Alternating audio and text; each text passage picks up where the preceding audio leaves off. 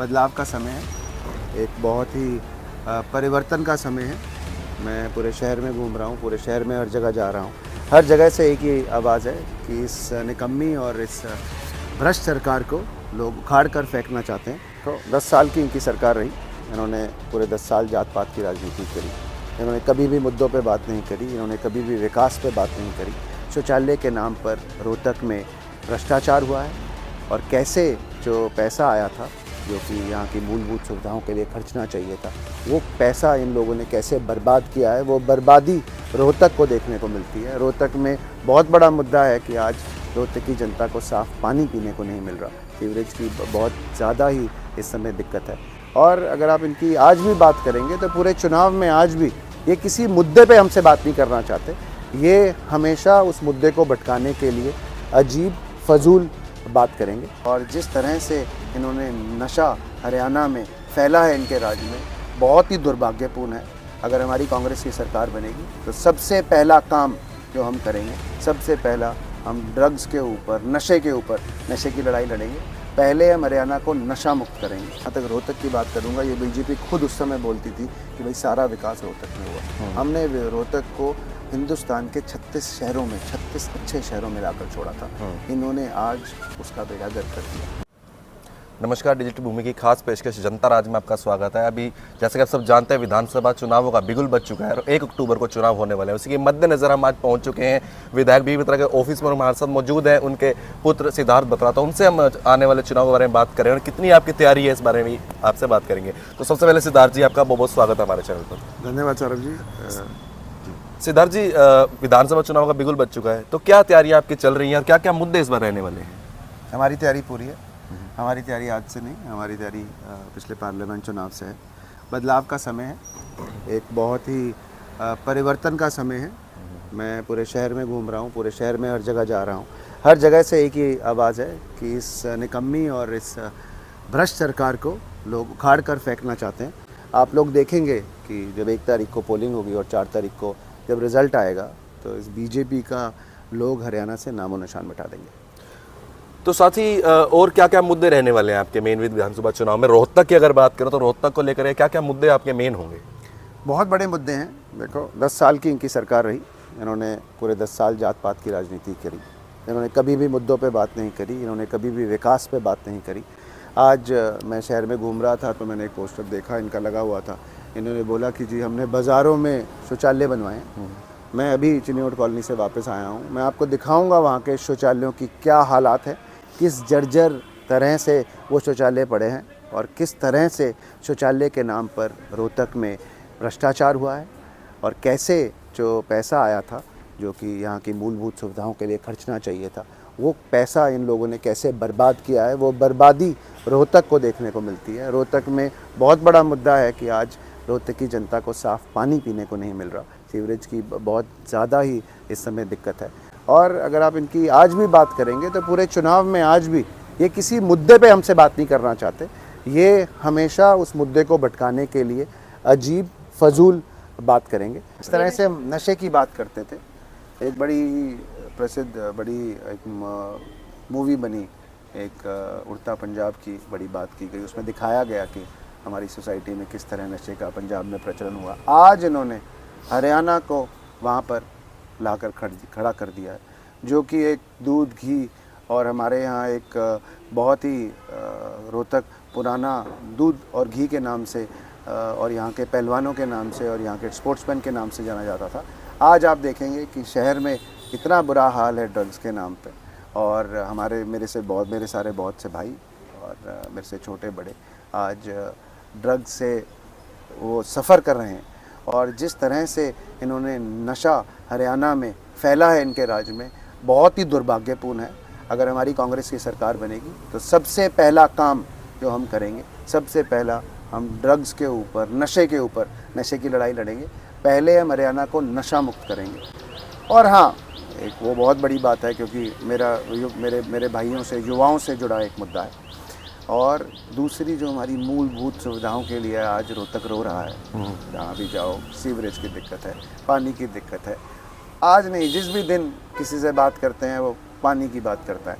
हम यहाँ से फ़ोन करते हैं, जेई को फ़ोन करते हैं, एसडीओ को फ़ोन करते हैं, एक्सीएन को फ़ोन करते हैं, सुपरिटेंडेंट इंजीनियर को फ़ोन करते हैं, एक ही बात बोलता है जी हमारे कुछ हाथ में नहीं है। सरकार ने हर अफसर को हैंडीकैप बना रखा है और जहाँ तक रोहतक के विधायक हैं, उन्होंने जो भी करने की कोशिश की, यहाँ के बीजेपी के लोगों ने हर समय ये कोशिश करी कि भाई जो वो काम ऑपोजिशन में बैठ के करवा सकते हैं रोहतक के लिए, जो हमने काम करवाने की भी कोशिश करी, उन कामों को इन्होंने रुकवाने का, हटवाने का काम किया है। इन लोगों को उस बात का जवाब देना पड़ेगा, इन लोगों को उस बात का, इस बारी जो लोगों का गुस्सा है वो सहना पड़ेगा और लोग इनको 5 साल के लिए ही, अगले 15 साल के लिए मैं मानता हूँ कि जो इन्होंने रोहतक के हालात किए हैं, इनको शहर से बाहर करें। सिद्धार्थ जी, आपने नशे की बात करी कि नशे की रोकथाम की जाएगी, तो शहर की अगर बात करें, बहुत सी जगह ऐसी है जहाँ पर नशे खुलेआम बिक रहे हैं और मात्र 10 फीट की दूरी पर जो है वहाँ पे चौकी स्थित है। तो किस प्रकार से क्या प्लानिंग है कि नशे की बात देखने के लिए ये किसी भी रोहतक के जन से दूर नहीं है। आप किसी पार्क में जाके देखेंगे, अभी मैं होके आया हूँ आपसे, मैं कुछ वीडियो शेयर करूँगा, मैं चाहता हूँ कि आप अपने व्यूअर्स को दिखाएं। आप इन वीडियो को देखेंगे, उसमें आप वो सिरिंज गिरे हुए देखेंगे, आप वो देख के हैरान रह जाएंगे। देखो, बात ये है कि रोकथाम की बात है, रोकथाम कहाँ से शुरू होगी? क्या ये जो सारा नशे का धंधा हो रहा है, ये किसकी शय पे हो रहा है? क्यों सरकार इसके बारे में जागरूक नहीं है? सरकार इतना पैसा खर्चा सरकार ने एडवर्टीजमेंट करने पे, रोज़ के रोज़ बड़े बड़े पेज आए, एक भी अगर आप मुझे ऐड दिखा देंगे कि उन्होंने कोई नशे के खिलाफ कार्रवाई करने की या नशे के खिलाफ कोई लड़ाई लड़ने की या नशे को रुकवाने की कोई बात उन किसी भी एडवर्टीजमेंट में की हो? ये सरकार सिर्फ निराधार, ये सरकार सिर्फ झूठे वादों की सरकार रही है। इन्होंने हमारे रोहतक को पिछले 20 साल और पीछे पहुंचा दिया। अब हम सब लोगों को रन करना पड़ेगा, अपनी सरकार लेके आनी पड़ेगी और भाई बहुत काम करना पड़ेगा। नई वाली सरकार को भी बहुत काम करना पड़ेगा और हमें जो सुविधाएं 2014 से पहले हमने रोहतक हम जहां छोड़ के गए थे, उसको वापस लाना होगा। तो सिद्धार्थ जी, साथ ही अगर बीजेपी की, मैंने उनका कहना है कि कांग्रेस ने 10 साल राज किया हरियाणा पर, हरियाणा को लूट करके खा गई और उसका कोई हिसाब नहीं है, हिसाब हमसे मांग रहे हैं, जबकि कांग्रेस को हिसाब देना चाहिए। क्या कहना चाहेंगे इस बारे में? देखो, मैं हरियाणा की बात करूंगा। कांग्रेस की जब सरकार रही तो हरियाणा को हिंदुस्तान का नंबर 1 प्रदेश बनाया कांग्रेस ने। और जहाँ तक रोहतक की बात करूंगा, ये बीजेपी खुद उस समय बोलती थी कि भाई सारा विकास रोहतक में हुआ। हमने रोहतक को हिंदुस्तान के 36 शहरों में, 36 अच्छे शहरों में लाकर छोड़ा था। इन्होंने आज उसका बेड़ा गर्क कर दिया। आज मेरे जो बड़े बुजुर्ग हैं, मेरी माताएं हैं, आज जो निगम है उसको भ्रष्टाचार का अड्डा बना दिया।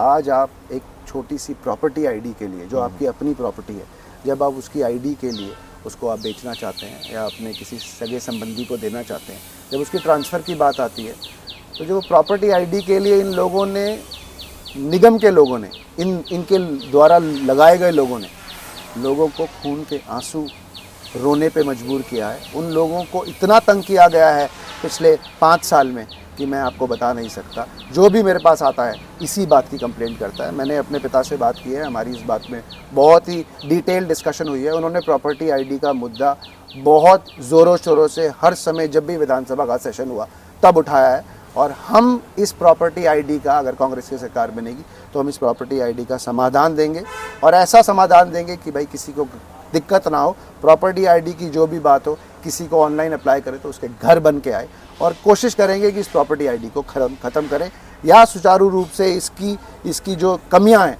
उनको इमीडिएटली एक ही दम दूर करें। आपने प्रॉपर्टी आईडी की बात कर दी, आपने स्वच्छ जल की बात कर दी। अब हेल्थ की अगर बात करें, जो मूलभूत सुविधा है पब्लिक के लिए, उसके बारे में क्या जो है? आपको भी पता है कि पीजीआई में इस समय क्या हो रहा है। मैं भी बहुत बार अपने प्रियजन कोई है, कोई जानने वाले हैं, किसी का कोई व्यक्ति बीमार है, एडमिट है, किसी का कोई ऑपरेशन है, तो मैं भी वहाँ पर बहुत बार वहाँ पे जाता हूँ। जब भी मैं वहाँ पर गया हूँ तो एक ही बात महसूस हुई है कि लेफ़्ट को राइट का नहीं पता, राइट को लेफ़्ट का नहीं पता।